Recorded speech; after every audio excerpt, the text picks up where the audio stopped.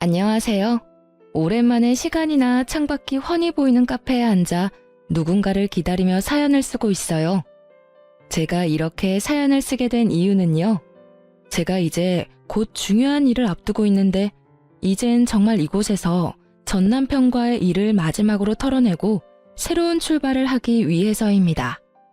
저의 기가 막힌 이혼 이야기 함께 하시겠어요?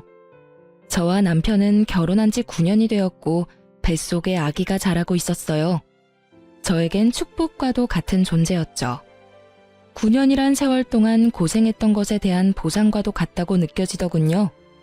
23살, 당시 남자친구였던 남편은 군대를 전역을 하자마자 운 좋게 취업이 되었고, 어리고 사랑에 미쳐있던 저는 남편과 서둘러 결혼을 하게 되었죠. 아직 세상과 남자를 모르는 어린 딸과 한 가정을 책임지기엔 어렸던 아들이 서로 결혼을 하겠다는 소식은 부모님들에게 받아들일 수 없는 충격과도 같은 사건이었어요. 양가 부모님들은 저의 결혼을 반대하셨고 저흰 끝까지 결혼을 밀어붙였죠. 결국 시댁에서는 저희의 고집에 백기를 드셨고 친정에서는 끝까지 반대를 하셨어요. 하지만 남편에게 눈이 멀어버렸던 저는 부모 형제를 등지고 결혼을 강행하게 되었고 결국 부모님과 언니 오빠는 결혼식에는 참석해 주었지만 그 뒤론 거의 연을 끊다시피 하고 지냈습니다. 시댁에선 저희를 도와줄 능력이 되지 않았고 저흰 그 누구의 도움을 바라지 않고 오롯이 저희의 힘으로 가정을 꾸려나갔어요. 지금 생각해보면 참 열심히도 살았네요.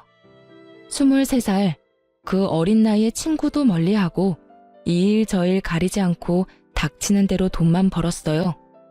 그렇게 6년, 이를 악물고 힘을 합쳐 열심히 산 결과 저희에겐 저희 명의의 집이 생겼고 그 집에서 보내는 첫날 밤에 저와 남편은 그간의 세월을 돌아보며 서로를 보듬어 주었습니다. 여보, 정말 고생 많이 했어. 나 같은 놈한테 시집와서 남들 다 놀 때 일만 죽어라 일만 한다고 고생만 했네. 이제 집도 생겼으니 당신은 조금 쉬어. 나만 고생했어? 당신도 같이 죽어라 이래놓고선. 기억나? 우리 왜 결혼해서 원룸에서 처음 시작했을 때 30살 되기 전에 꼭 우리 집 갖자고 했었잖아.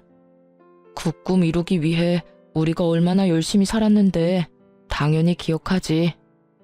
와, 그땐 정말 꿈만 같았는데 결국 이뤘어. 그것도 1년이나 빨리 말이야. 당신 덕이야. 당신이 함께 힘내줘서 생각보다 빨리 이렇게 살 수 있었어. 그래서 말인데 이제 당신 쉬면서 임신 준비하는 게 좋지 않을까? 임신? 하긴 더 늦어지면 더 힘들겠지? 그럼 이제부턴 마음 편하게 지내면서 몸부터 좀 만들자. 맛있는 것도 많이 먹고 좋은 곳도 다니면서 말이야. 열심히 살다 보니 29살의 나이가 되었고 조금 여유로워진 생활에 저흰 임신 준비를 하기로 했어요. 마음만 먹으면 당연히 될 것만 같았던 임신은 쉽지 않았고 계속되는 실패에 처음엔 괜찮다고 서로를 위로하던 말들도 점차 사라지더군요. 그렇게 남편과 저는 몸도 마음도 점점 지쳐만 갔고 어느새 한 줄뿐인 테스트기를 보곤 말 한마디도 없이 다음 배란일이 언제인지 달력만 들여다보고 있더군요. 그런 저희의 모습을 자각했을 땐 이미 남편과 저는 기계와도 같은 의무적인 관계를 가지는 사람, 그 이상 그 이하도 아니었습니다. 그 당시 임신이란 열심히만 하면 뭐든 다 이뤄낼 수 있다고 믿어 의심치 않던 남편과 저의 신념을 그야말로 산산조각을 내는 것이었고 그랬기에 거듭되는 실패에 더 큰 좌절과 함께 지쳐가게 되었죠. 그렇게 지쳐가던 어느 날 오랜만에 화장대에 앉아 거울을 가만히 보는데 30살도 되지 않은 파릇해야 하는 여자가 아닌 40대는 좋게 되어 보이는 암울한 세상에 찌들 대로 찌든 여자가 앉아있더군요. 안쓰럽더군요. 얼마나 정신없이 살았으면 제 모습이 이렇게 변해가는 동안 거울 한 번 제대로 본 적이 없나 싶은 마음이 들어서요. 그때야 그런 생각이 들었어요. 이렇게 살아서 뭐하나. 이러려고 그렇게 이를 꽉 깨물고 죽어라 열심히만 살았나 하고요. 저요, 결혼하고 그 세월 동안 봄에 피는 꽃도 여름에 우거지는 그늘에서 쉬어본 적도, 가을에 예쁘게 물든 단풍잎을 맞아본 적도, 겨울에 내리는 첫눈을 넋놓고 바라본 적도 없이 참 열심히만 살았거든요. 그런데 그럴 여유도 틈도 없이 정직하고 열심히 산 결과가 세상 풍파를 다 맞은 모습이라니 너무 서글프더라고요. 그 순간 그간 한 번도 느낀 적 없던 온갖 감정들이 몰려오며 눈물이 쏟아져 나왔어요. 지나간 세월이 후회스러운 건 아니었지만 제가 너무 불쌍해서 눈물이 멈추지 않더라고요. 그렇게 한참을 울고 있는데 어느새 울고 있는 저를 발견한 남편이 다가오더군요. 여보, 울어? 왜 울어? 무슨 일 있어? 그게 무심코 거울을 봤는데 웬 늙은 아줌마 한 명이 나를 보고 있는 거야. 그게 너무 서글퍼지면서 아깝다는 생각이 확 들더라. 얼마나 대단하게 살 거라고 흘러가는 시간도 지나가는 계절도 즐기기는커녕 느낄 새도 없이 다 보내버렸는지. 당신은 아깝지 않아? 나만 이렇게 서글프고 아까운 거야? 말을 마친 저는 목을 놓아 울어버렸고 그런 저를 남편이 꼭 안아주며 이렇게 말하더군요. 여보, 이제 우리 다 내려놓고 우리만을 위해서 살자. 아기 가지려고 노력하는 것도 그만하고 그냥 우리만 생각하면서 지내자. 평소에 저였다면 아니라고 괜찮다며 다시 잘 준비해보자고 했을 텐데 그때 전 많이 지쳐 있었고 더는 힘을 낼 여유조차 남아있지 않아 남편에게 알겠다고 했어요. 그렇게 2달 뒤 몸이 조금 이상하다는 느낌이 들었고 혹시나 하는 마음에 병원에 갔더니 임신 4주차에 접어들었다고 하더라고요. 그때 그 행복감과 기쁨은 아직도 기억에 생생해요. 남편 역시 눈물까지 흘리며 행복해했고 그렇게 저와 남편은 이제 행복할 일만 남았다고 서로에게 말해주었습니다. 하지만 그 영원할 것만 같던 행복도 오래가지 않더군요. 전 입덧이 다른 사람보다 심한 편이었는데 구역질이나 먹지 않으면 허기짐에 구역질이 나고 먹으면 속이 더부룩해 변기통을 안고 살아야만 했죠. 계속되는 입덧에 회사 생활이 제대로 될 리가 없었고 자연스럽게 동료들에게 민폐만 끼치게 되었어요. 결국 전 휴직을 하기로 했고 집에서 휴식을 취하며 입덧을 견뎌내고 있었어요.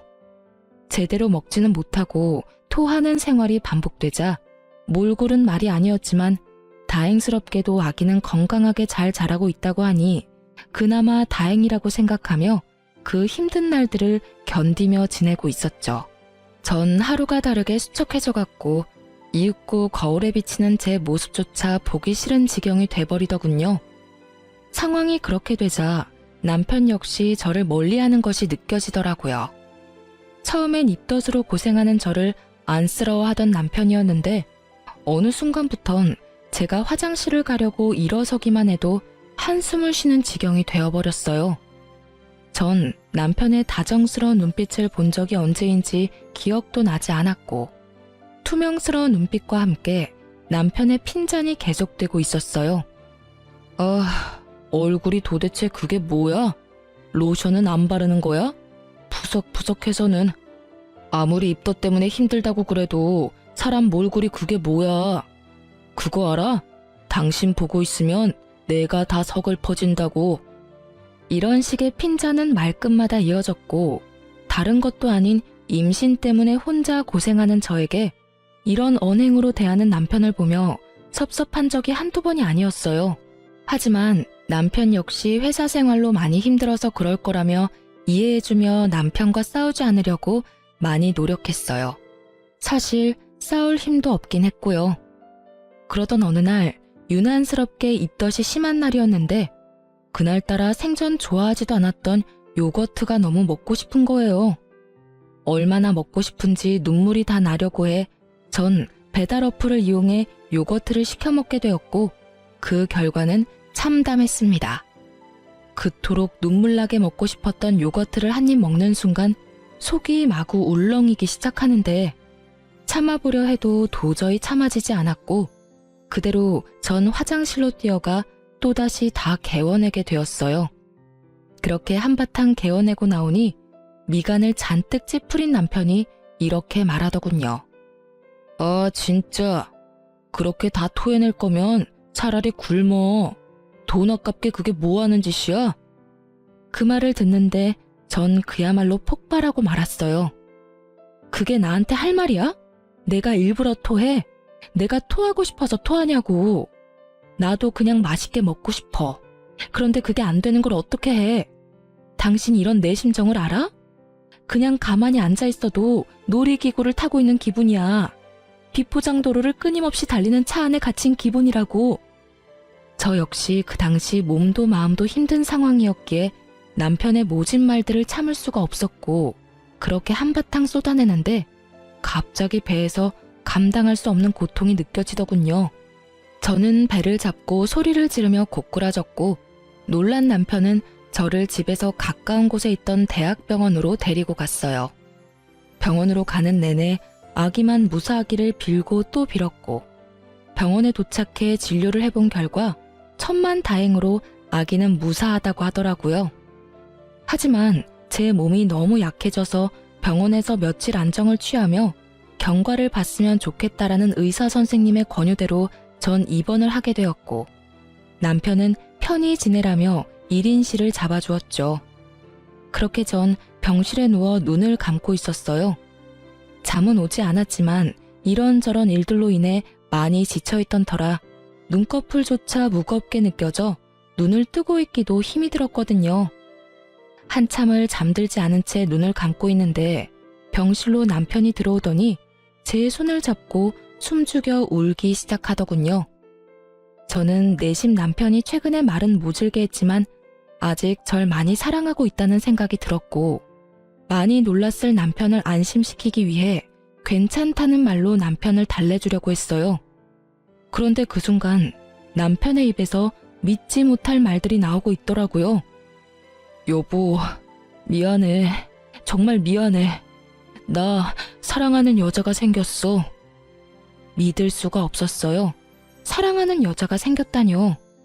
저와 남편이 함께한 세월이 얼만데 그동안 함께한 고생이 얼만데 이제서야 임신도 하고 살만해졌는데 이제와 저 말고 사랑하는 여자가 있다니 정말 믿을 수가 없더군요.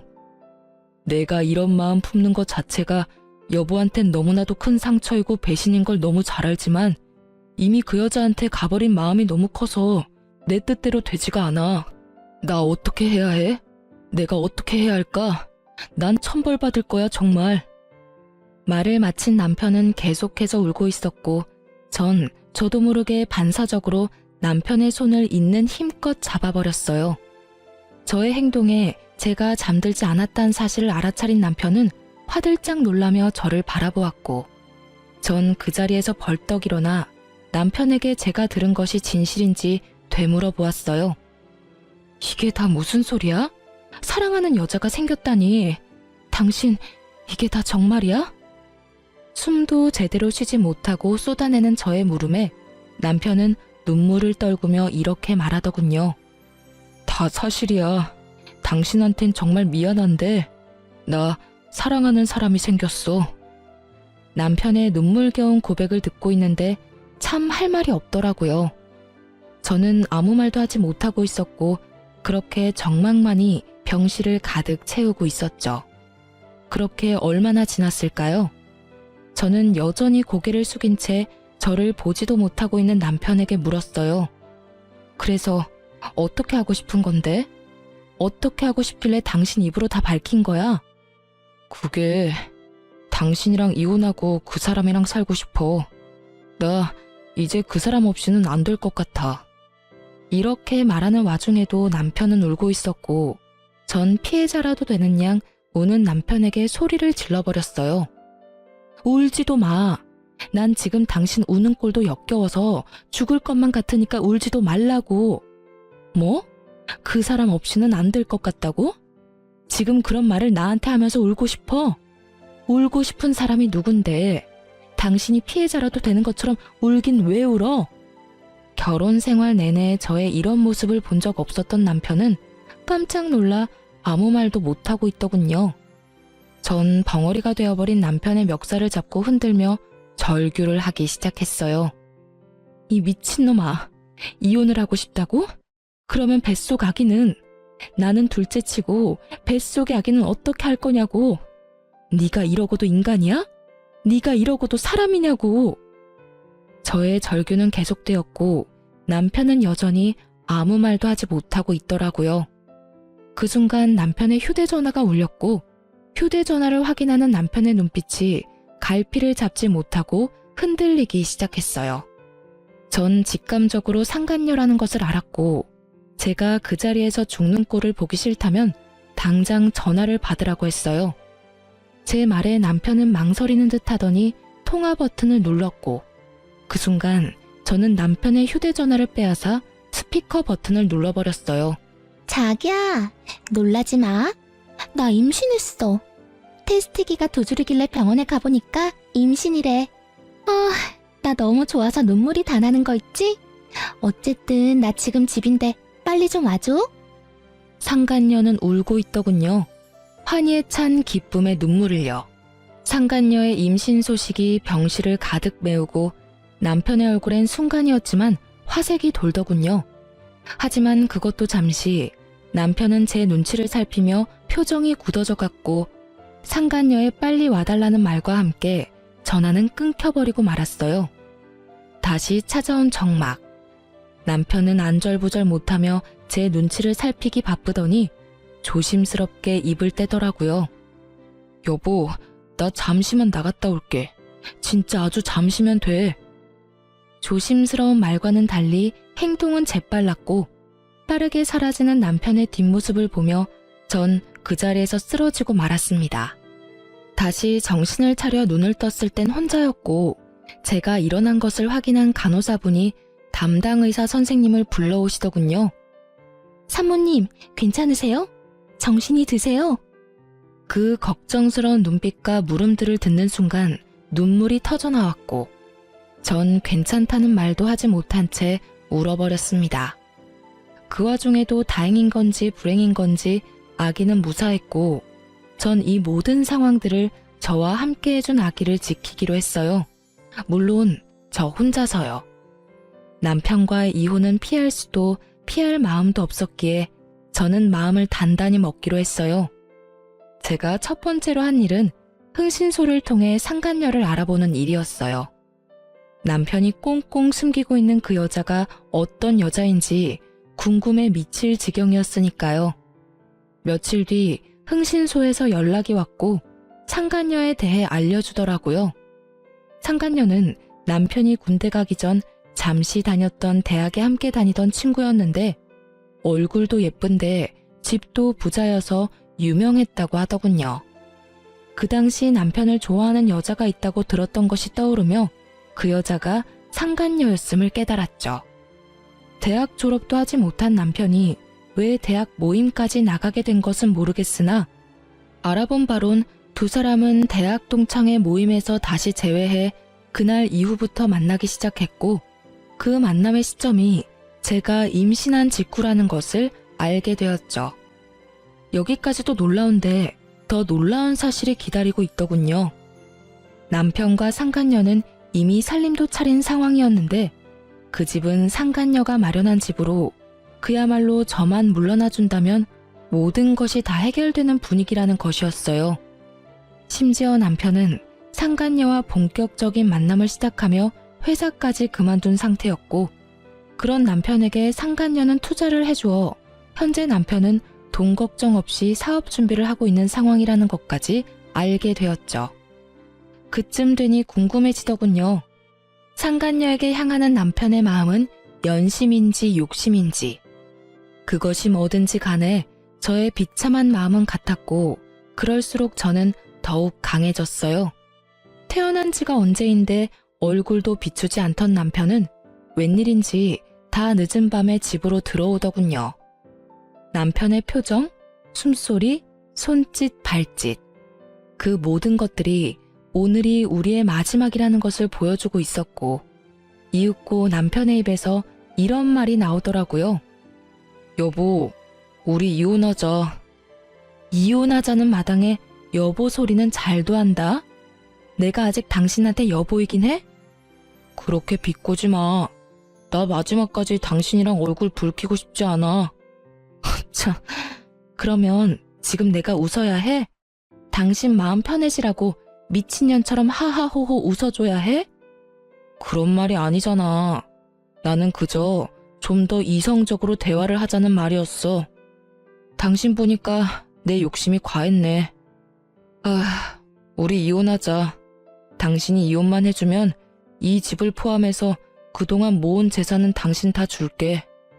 이거 말고 그 사람이 당신한테 따로 위자료도 두둑하게 챙겨준다니까 제발 이혼만 해줘. 그래, 하자 이혼. 얼마나 줄지 기대할게. 그런데 나 한 가지만 물어봐도 돼?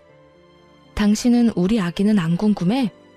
그 충격을 받고 무사한지, 무사하다면 앞으로 어떻게 할 예정인지, 낳을 건지 어떻게 할 건지 그런 건 궁금하지도 않아? 전 진심으로 궁금해서 물었고 남편은 저의 물음에 표정 하나 변하지 않고 이렇게 대답하더군요. 무사하단 이야긴 병원에 전화해서 들었어.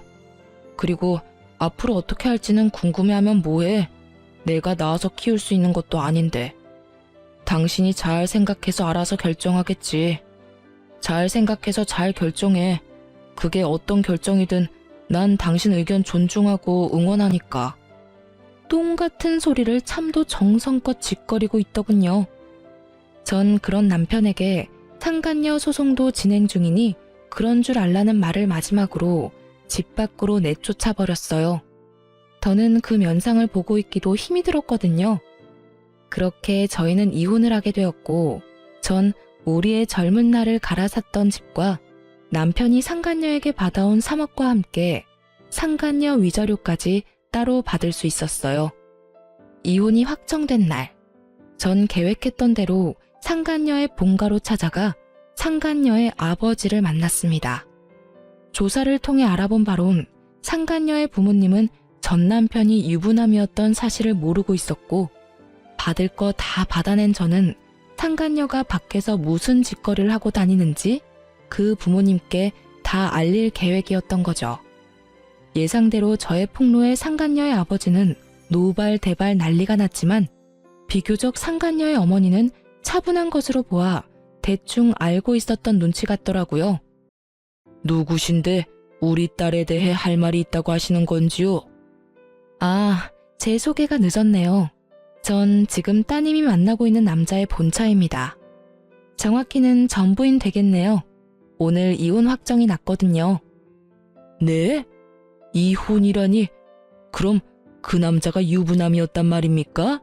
우리 딸을 속였던 건가요? 아니요.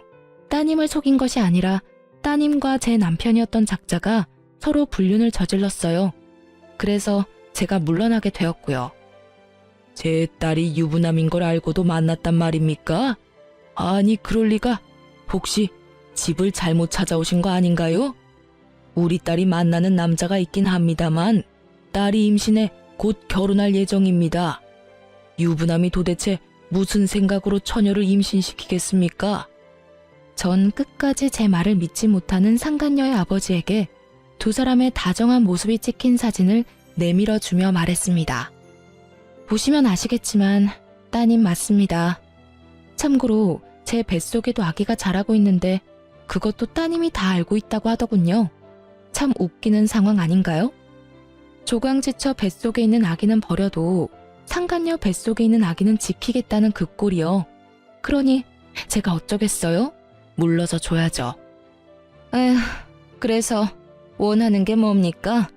여기까지 찾아와서 이런 말 하는 거 보면 원하는 게 있을 텐데요.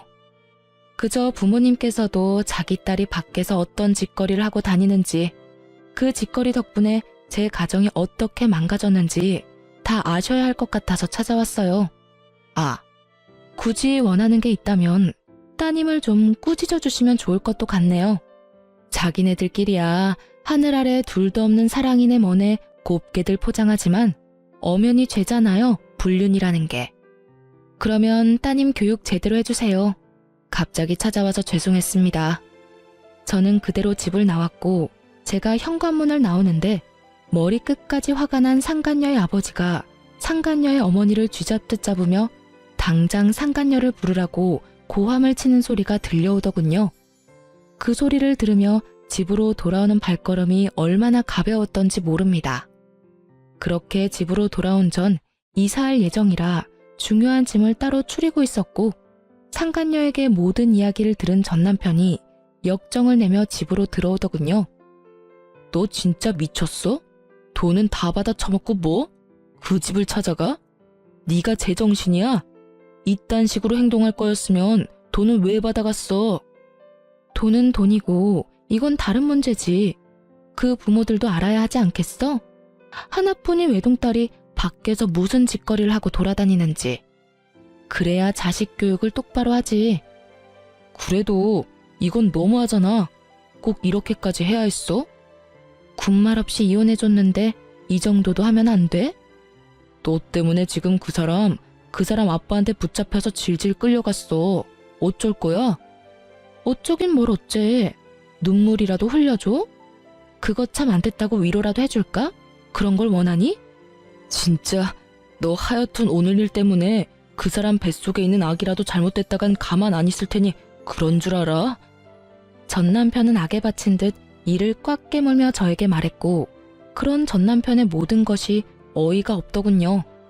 그래서 전 어느새 꽤 나온 저의 배를 보여주며 이렇게 말했습니다. 이건 안 보여? 내 배는 안 보이냐고. 이 아기도 당신 아기야. 당신은 정말 이 아기는 보이지도 않는 거야? 저는 전 남편을 향해 목이 터져라 외쳤지만 전 남편은 그런 저에게 시선조차 주지 않았고 전 참지 못하고 전 남편의 뺨을 내리쳐버렸어요. 썩 꺼져. 빨리 꺼지라고. 앞으론 2번 다시 그 어떤 일로도 찾아오지 마. 한 번만 더 찾아오는 날엔 당신하고 그 여자 얼굴 온 세상이 알도록 인터넷에도 다 퍼뜨려버릴 테니까. 알겠어? 제 말에 남편은 저를 한번 흘겨보곤 나가버렸고 그 후론 전 남편이 찾아오는 일은 없었습니다. 한바탕 소란이 지나간 후 기다리고 기다리던 이삿날 아침이 되었고 제 소식을 어떻게 안 것인지 그간 연락을 끊고 살았던 엄마와 언니 그리고 오빠까지 집으로 찾아왔더군요. 저를 본 엄마는 저의 등짝을 때리며 우셨고 그런 엄마를 언니와 오빠는 말려주며 그저 저를 꼭 안아주었습니다. 이거사, 이게 뭐야 도대체. 그러게 그렇게 말렸거늘 고작 이런 꼴이나 당하려고 이런 꼴이나 보이려고 가족들 다 버리고 나갔던 거야? 엄마, 그러지 마. 막내 임신 중이라잖아. 배 안 보여? 그래 엄마, 진정 좀 해. 몇 년 만에 보는 건데 애를 때리긴 왜 때려? 9년 만에 듣는 가족들의 목소리에 하염없이 눈물이 나더군요. 많은 감정이 섞인 눈물이었지만 가장 큰 감정은 당연히 미안함이었어요. 그렇게 가족 마음의 못을 박았으면 잘 살기라도 했어야 했는데 9년 만에 보인 꼴이 그런 꼴이라 죄송하고 미안하더라고요. 그렇게 한참을 울던 저희 가족은 감격스러운 재회는 잠시 미루고 이사를 서두르기로 했어요. 이삿짐 직원분들이 오셔서 더는 재회의 기쁨과 슬픔에 젖어 있을 틈이 없었거든요. 그렇게 부른 배를 부여잡고 바쁘게 움직이고 있는데 육설과 함께 전 시모가 저에게 다가오고 있더라고요. 야, 이 미친년아. 네가 내 아들 앞날을 망쳐놓고 무사할 줄 알았어? 이러면서 제 머리채를 잡는데 그 순간 빈혈기가 돌며 별이 다 보이더라고요. 전 시모의 흥분은 극에 달해 있었고 저에 대한 원망과 함께 욕설들은 끊임없이 쏟아져 나오고 있었어요. 너 때문에 내 아들이 쫄딱 망하게 생겼어. 네가 그 집 찾아가서 다 말하는 바람에 내 며느리도 내 아들도 그 집에서 쫓겨나 버렸다고. 그게 어떻게 잡은 기회인데 네 년이 다 책임져. 다 책임지라고. 그 뒤로도 전 시모는 끊임없이 하소연과 함께 원망들을 쏟아냈고 이야기를 들어보니 모든 사실을 안 상간녀의 집에서는 상간녀에게 해주던 모든 지원을 끊어버렸고 두 사람이 살고 있던 집마저 뺏어버렸다고 하더군요. 한순간에 거지 신세가 된 두 사람이 집으로 찾아가 빌어봤지만 상간녀의 집에선 두 사람이 헤어지지 않는 이상 상간녀 역시 없는 자식으로 여기고 살 것이라는 답만 돌아왔고 상간녀는 하는 수 없이 전시댁으로 들어와서 살고 있다고 하더라고요. 한평생 고생이라곤 모르고 산 상간녀가 전시댁의 환경에서 산다는 건 고역과도 같은 일일 테죠. 그렇게 한참을 쏟아내던 전시모는 급기야 저에게 돈 타령까지 하기 시작했어요. 네가 다 이렇게 만들었으니 네가 다 책임져. 돈이라도 내놓으라니 말이야. 네가 받아간 거 다 내놔. 그 순간 잠시 이삿짐 차에 갔던 식구들이 돌아오고 저의 모습을 발견한 엄마가 달려와 전시모의 손을 낚아채 있는 힘껏 밀어버렸어요. 이 여편네가 감히 누구 머리채를 잡아? 정신 나갔어? 어디서 내 딸 머리를, 그것도 임산부를, 네가 제정신이야? 당연히 이삿짐 센터 직원인 줄 알았던 엄마의 등장에 전시모가 당황한 기색이 역력하더군요. 그랬겠죠. 한평생 가족에게도 버림받았다며 저를 알게 모르게 무시했던 전시모였는데 이렇게 든든한 가족의 등장에 당황스러울 법도 했겠죠. 전시모는 바닥에 고꾸라진 채로 우리 가족을 차례로 훑고 있었고 화가 머리끝까지 난 언니가 자신의 직업이 경찰이라고 밝히며 이렇게 말하더군요. 아줌마, 한 번만 더 내 동생한테 욕하고 때리면 수갑 채워서 체포할 테니 각오하세요. 참고로 그렇게 잡혀가시면 합의는 없습니다. 아시겠어요? 이런 언니의 말에도 정신을 차리지 못한 전시모는 끝까지 돈 타령을 해대고 있었고 전 무슨 돈이냐며 물었죠.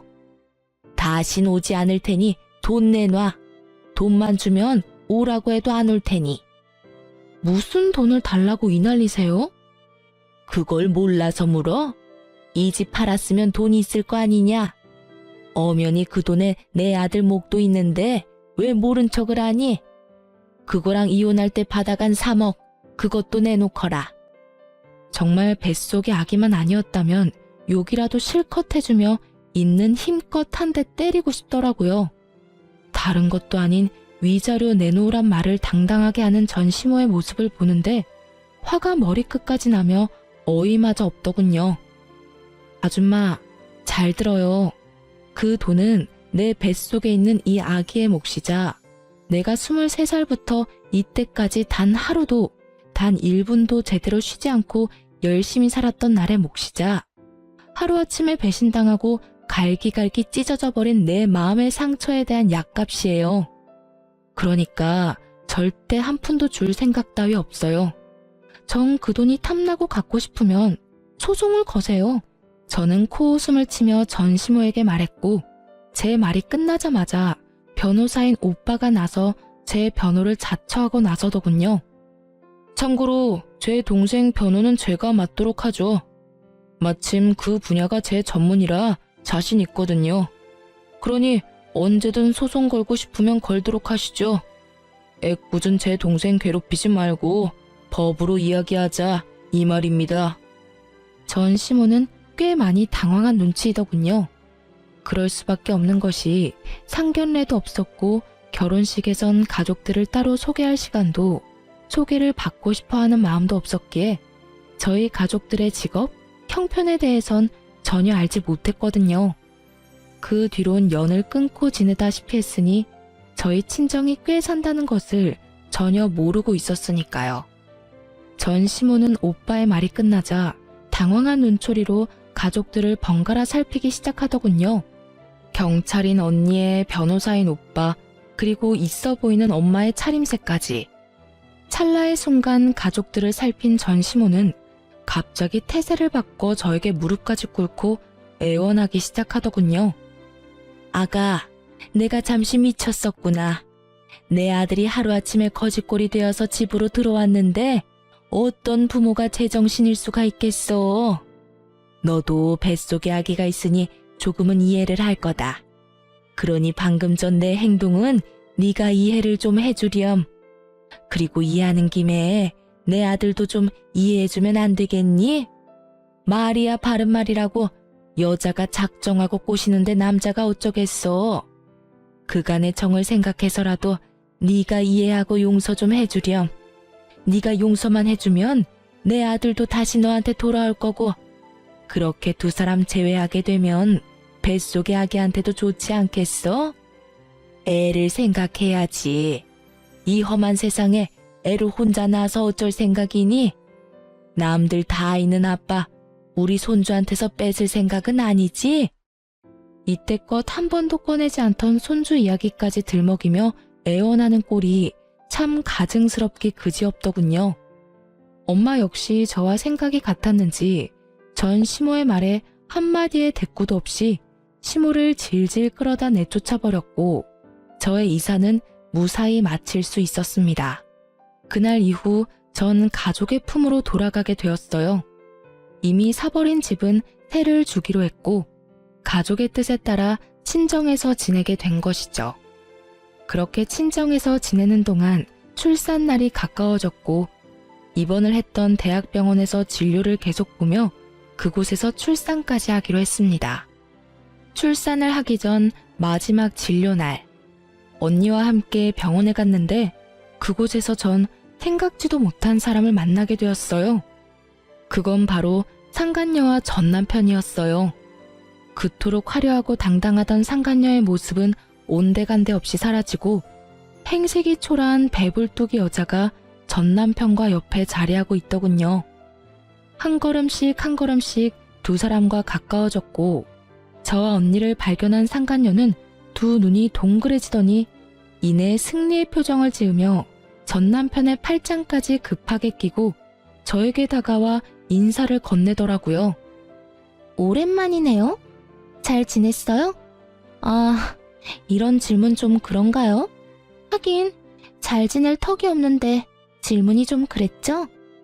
방금 전까지 전 남편과 돈 때문에 다투는 소리를 다 들었는데 이렇게까지 해서 저에게 아는 척이 하고 싶은 그 마음이 다 궁금하더군요. 그런데 그 애는 정말 낳아서 혼자 키울 수 있다고 생각해요? 진작 지우지. 이게 무슨 청승맞은 짓이에요. 뭐라고? 너 말 다 했니? 그게 네가 나한테 할 말이야? 왜 화를 내고 난리래? 다 걱정해서 하는 말인데. 아, 그리고 혹시나 해서 하는 말인데 양육비 이런 건 바라지도 말아요. 하긴 뜯어간 돈 많으니 양심이 있으면 양육비 달란 말은 못하겠지. 상간녀는 어떻게 해서든 제 속을 긁고 싶어 안달인 듯 했으나 전 도발에 더는 넘어가지 않았고 상간녀를 위아래로 훑어주며 이렇게 말했습니다. 그게 걱정이어서 굳이 반가워하지도 않는 사람한테 인사까지 한 거야? 하긴 꼴을 보아하니 걱정이 되긴 하겠다. 양육비 줄 능력도 처지도 안 되니까 말이야. 나 양육비 달라는 말 할 생각도 없으니까 그런 걱정은 넣어두고 사랑으로 가진 애 잘 낳아서 찢어지게 가난한 집에서 잘 키워봐. 난 댁들 덕분에 가족도 다시 만나 잘 지내고 돈도 많아서 양육비 걱정은 없거든.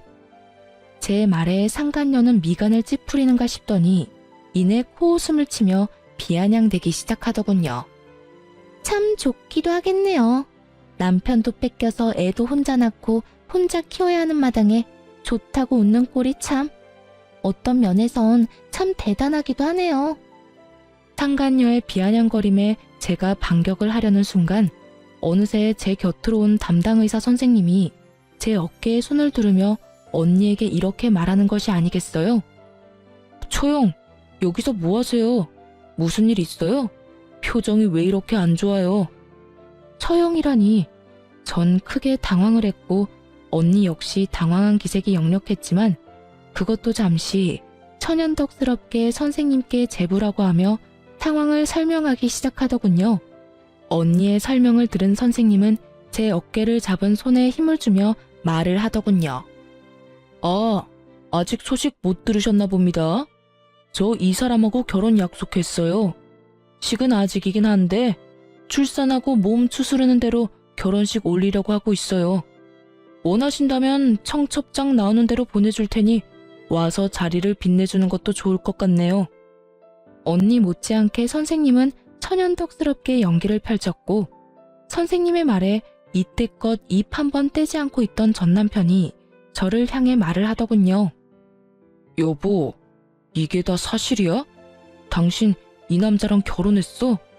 혼인신고라도 한 거야? 전 남편의 말이 끝나자마자 여보라는 단어에 발끈한 상간녀는 제가 무어라 답할 새도 없이 전 남편을 쥐잡듯 잡기 시작하더군요. 당신 지금 뭐라고 했어? 여보? 누구 보고 지금 여보라고 하는 거야? 상간녀의 말에 전 남편은 그제야 자신이 어떤 단어를 썼는지 자각한 듯 새하얗게 질린 얼굴로 말까지 더듬더라고요. 아니 그게 습관적으로 나도 모르게 튀어나왔어. 그걸 지금 말이라고 해? 당신은 아직도 저 여자하고 결혼한 사이라고 착각하는가 봐. 아니, 저 여자랑 다시 살고 싶기라도 한 거야?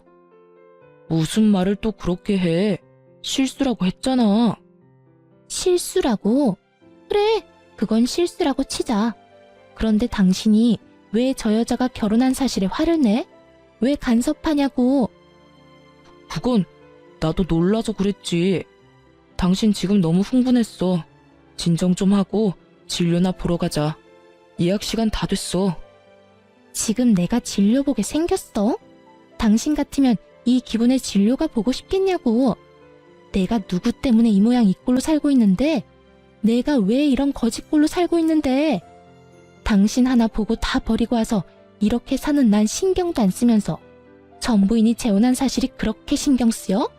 상간녀는 악을 쓰며 남편을 닥달했고 그런 상간녀의 말이 지긋지긋하다는 듯 전 남편은 짜증을 섞으며 답을 하더군요. 내가 당신한테 가족 버리고 나한테 와달라고 했어? 당신이 좋아서 다 버리고 나한테 와놓고 왜 또 그런 말을 하는 거야? 지겹지도 않아? 무슨 일만 일어났다 하면 이 모양 이 꼴 타령하는 거? 나야말로 누구 때문에 그 좋은 회사까지 그만두고 이 모양 이 꼴이 됐는데 다 당신이 투자해준다고 해서 이렇게 된 거잖아. 두 사람은 급기야 언성까지 높이며 싸우기 시작했고 그 광경을 지켜보던 선생님은 제 손을 진료실로 이끌며 이렇게 말했어요. 우린 이만 들어가요. 이런 난장판은 뱃속의 아기한테 좋지 않아요. 얼른요. 그렇게 선생님의 손에 이끌려 진료실 의자에 앉은 전 어리둥절했고 이내 간호사 선생님이 들어오셔 두 사람이 난동에 가까운 싸움을 하다 결국 병원에서 쫓겨났다고 하더군요. 그 만남을 마지막으로 전 다신 그 사람들을 만나기는커녕 소식조차 들을 수도 없었습니다. 그렇게 정말 전 남편과의 모든 것이 끝이 나고 전 무사히 출산했습니다. 출산 이후 전 제 소중한 보물을 안겨주신 선생님께 보백받게 되었어요. 사실 병원에 처음 와 전 남편의 외도 사실을 알게 되었을 때 걱정스러운 눈빛으로 절 위로해준 그 선생님이 저의 담당 선생님이었고 선생님의 말에 의하면 그날부터 제가 신경이 쓰였다고 하더군요. 처음엔 그저 제가 불쌍했다고 했어요. 불쌍해서 눈길이 더 가고 마음이 더 쓰였다고요.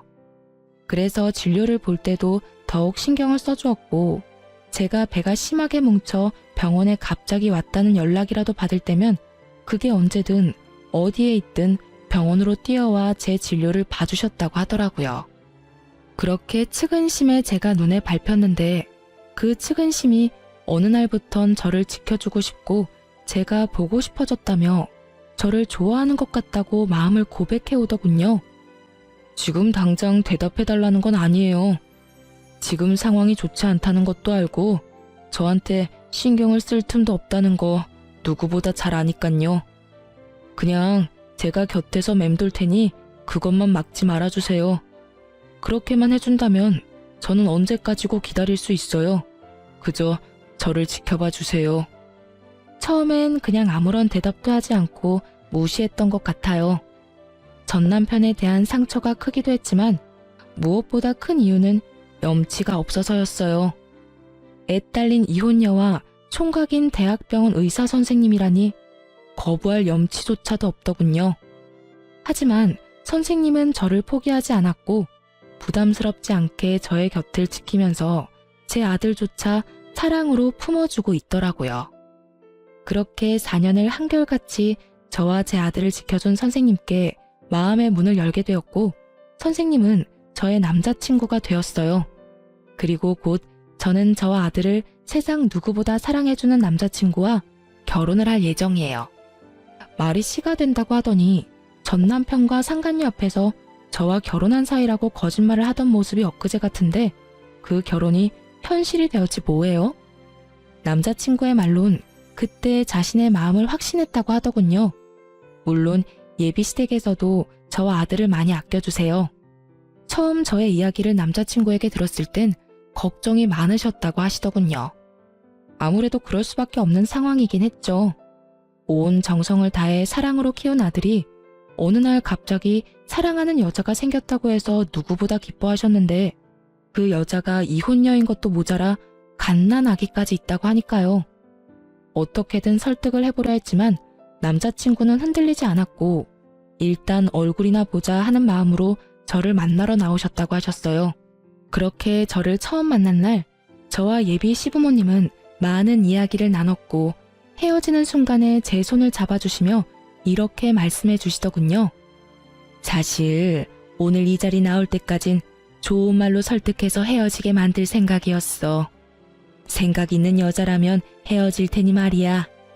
그럴 생각으로 나온 자리인데 막상 만나서 이야기 나눠보니 우리 애가 왜 그렇게 매달렸는지 알 것 같네.